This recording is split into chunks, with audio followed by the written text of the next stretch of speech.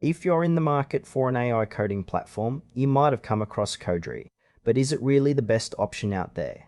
Today, we're diving into what Kodree offers and whether it lives up to the hype. Kodree presents itself as a user-friendly AI coding assistant aimed at helping both novice and experienced developers streamline their coding process.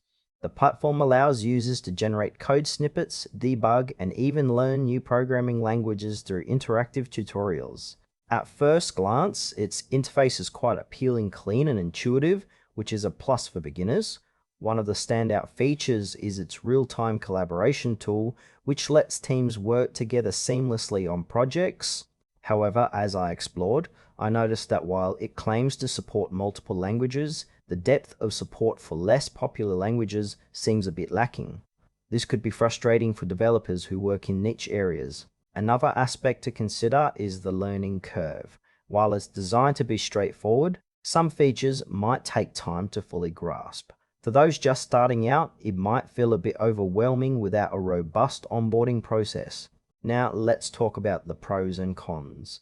On the plus side, Kodree's user-friendly design and collaboration features make it a strong contender for teams that need to work together efficiently.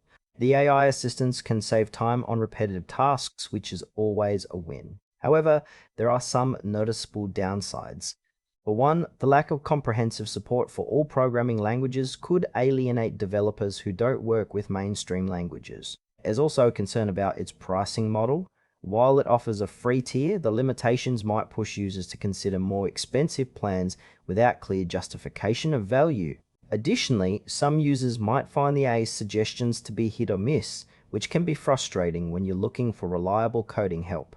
In conclusion, Kodree could be a great fit for beginners or teams looking for a collaborative coding tool, but it might not satisfy more seasoned developers or those working in specialized programming languages. If you're curious, it's worth a try, but I'd recommend keeping an eye on those limitations before fully committing.